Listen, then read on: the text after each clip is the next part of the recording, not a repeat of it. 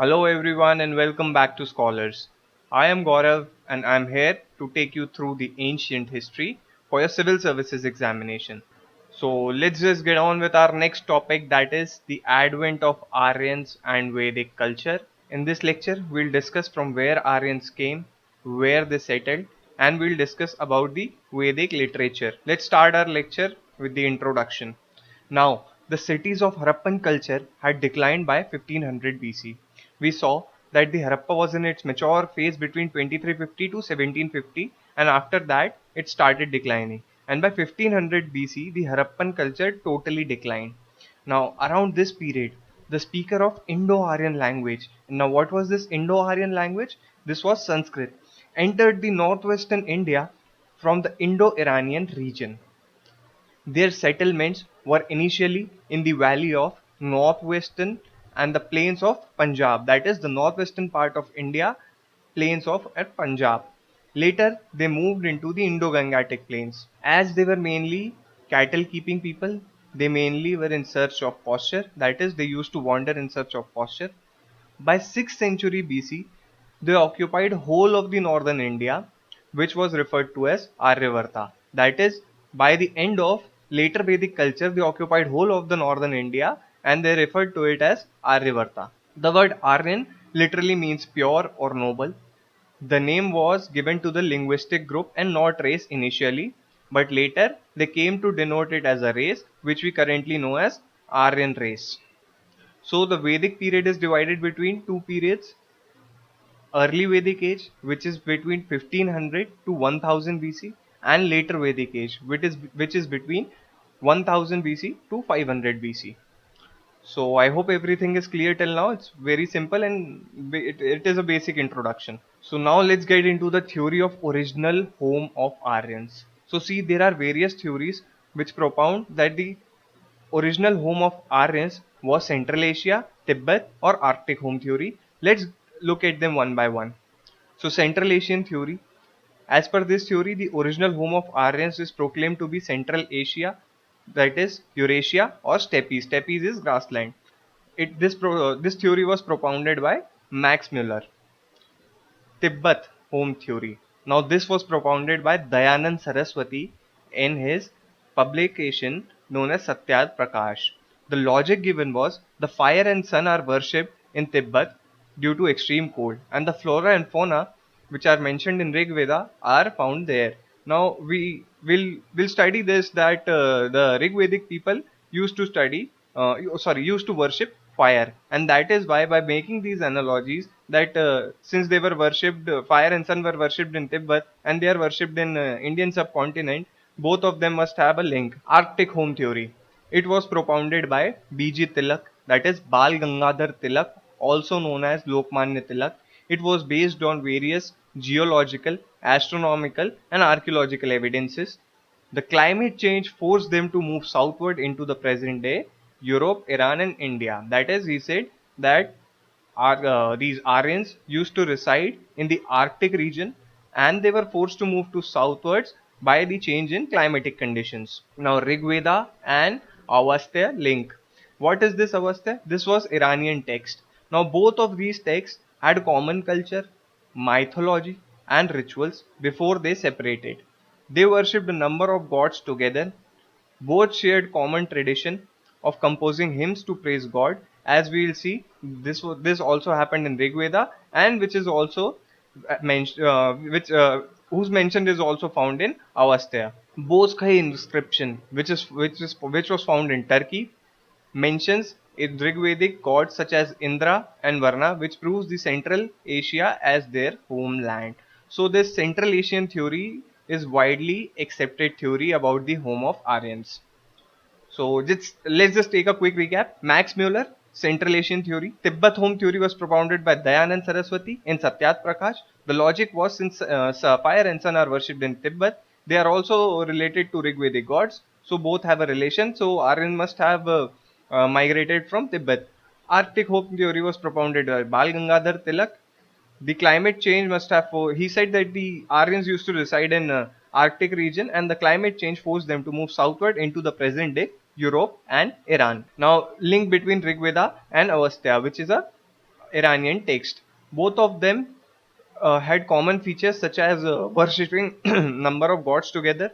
They forced, they shared common tradition of composing hymns in praise of their gods. Boska inscription, which was found in Turkey, mentions Rig-Vedic gods such as Indra and Varna, which proves Central Asia as their homeland. So don't worry about this Indra and Varna. We'll discuss about them in the upcoming lectures. Now let's look at the Vedic literature. Now the Vedic literature is mainly divided into four parts, that are Vedas, Brahmanas, Aranyakas and Upanishads.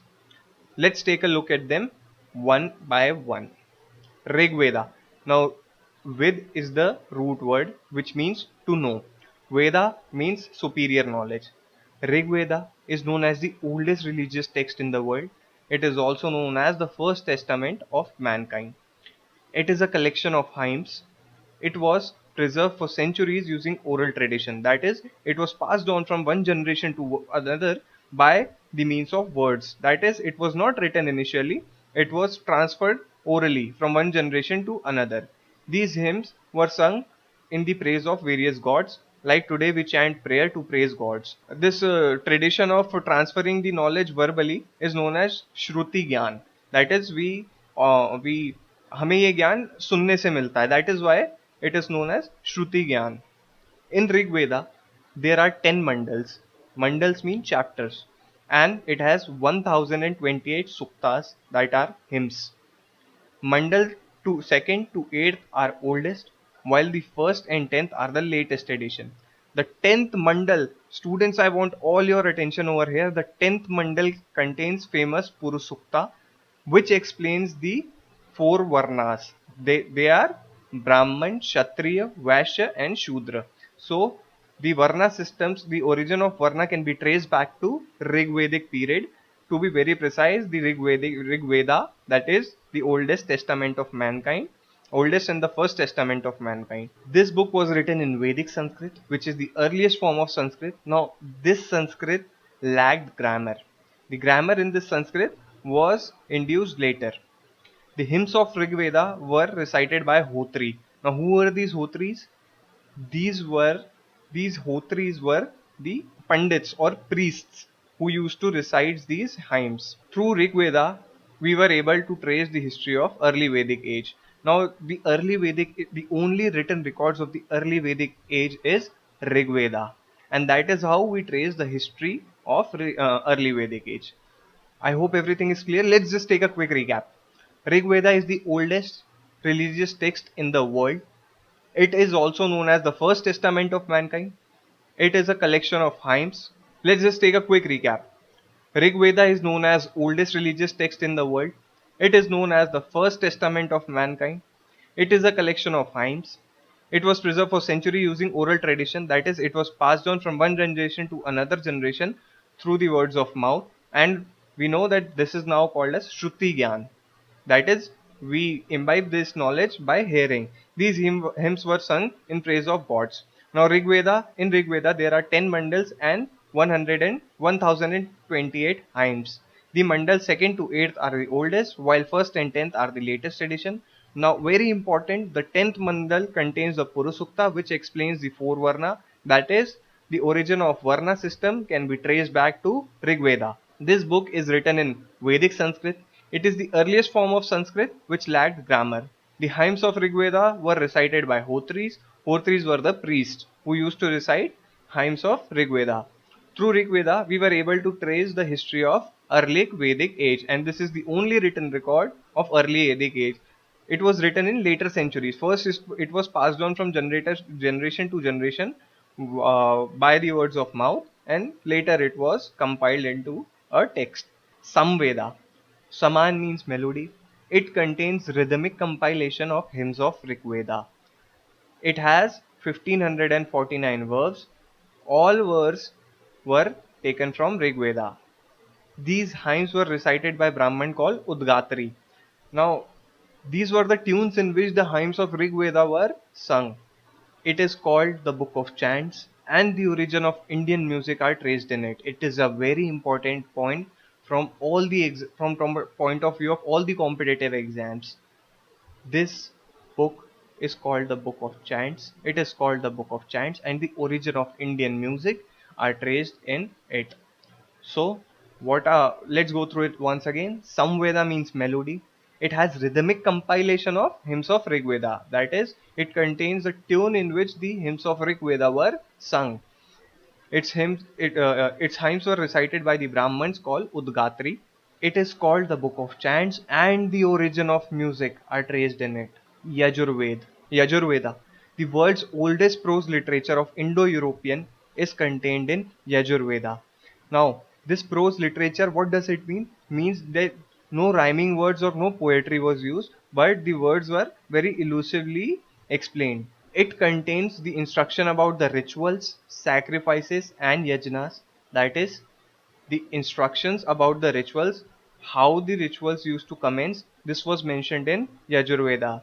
Like whenever the havans used to commence, we put that something into the fire like ghee. So when swaha करके घी कब डालते हैं, all these things were mentioned in Yajurveda. It is broadly divided into two parts: Krishna Yajurveda and Shukla Yajurveda. Shukla Yajurveda was in poetic form, while Krishna Yajurveda is in prose form. Now remember one thing, that Rig Veda was completely in poetic form. Now its hymns were recited by Udvaryus. Now this is important. Its hymns were recited by Advaryus. To the last Veda, that is the Atharva Veda.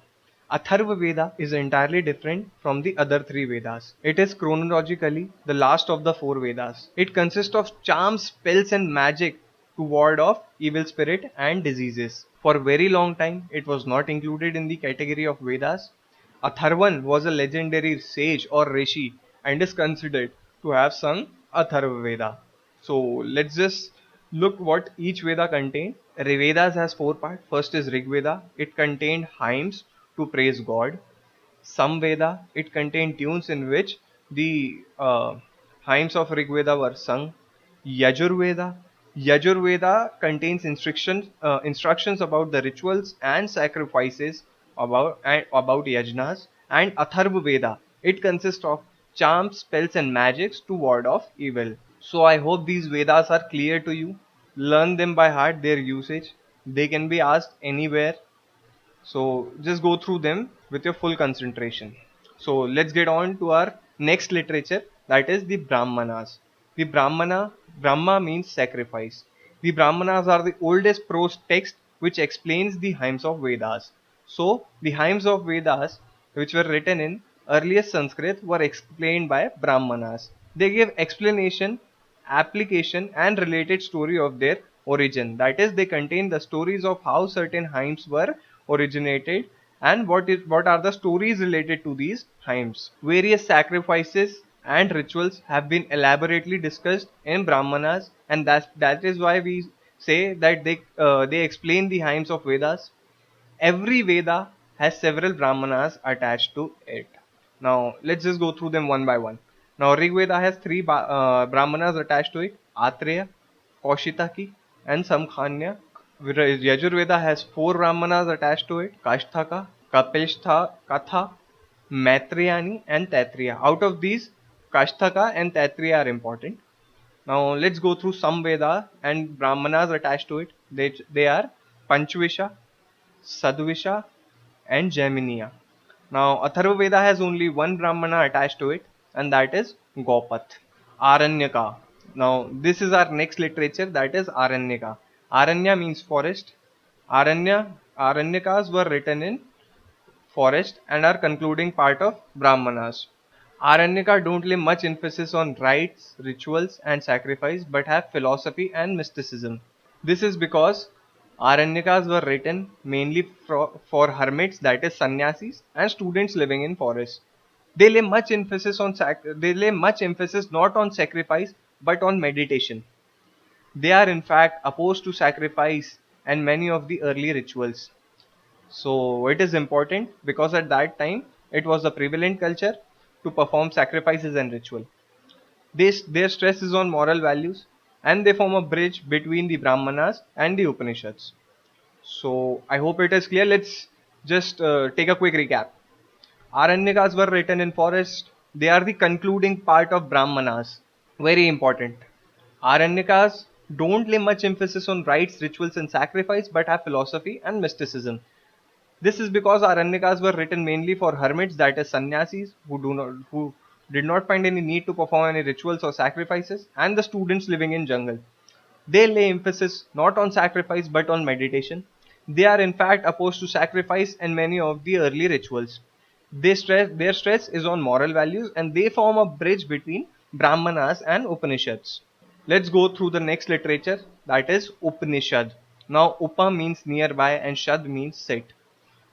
Upanishad contains the knowledge imparted by their gurus to their disciples. You can see this in this image. You can remember Upanishad by this. It contains the knowledge imparted by gurus to their disciples. Now Upanishads are philosophical texts.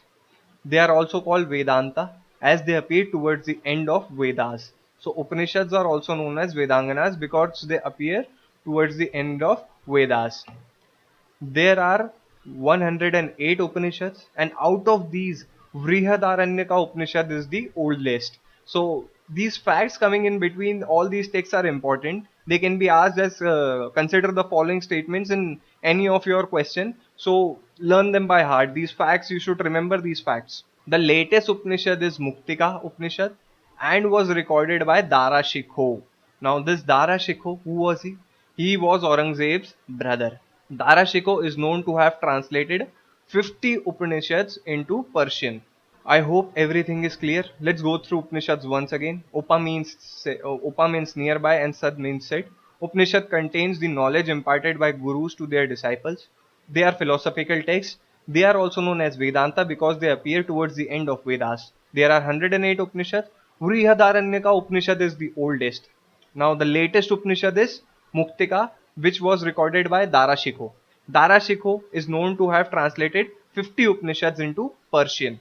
Vedanganas. Now these Vedanganas are also known as limbs of Vedas. Vedanganas are 6 auxiliary disciplines associated with the study and understanding of Vedas.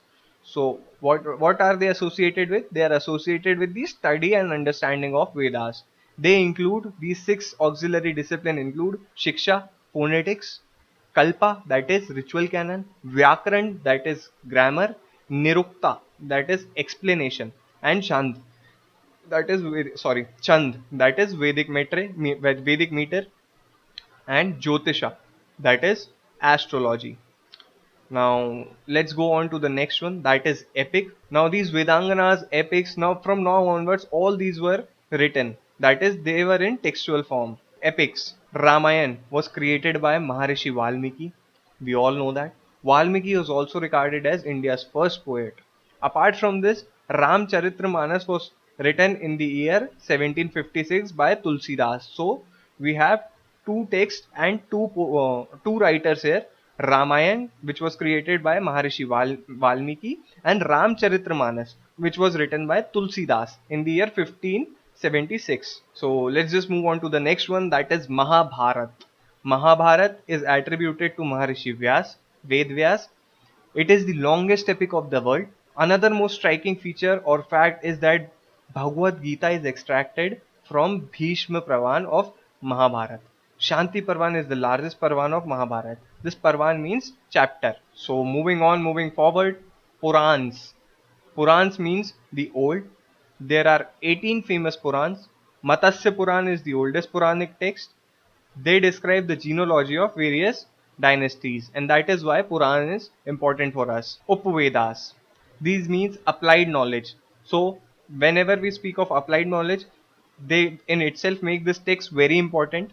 This applied knowledge are traditional literature which contains subjects of technical work. So let's just look at them. What is this applied knowledge? Ayurveda deals in medicine. It is associated with Rig Veda. So the traces of Ayurveda are in Rig Veda. Dhanurveda deals in archery, and it is associated with Yajurveda. Gandharva Veda.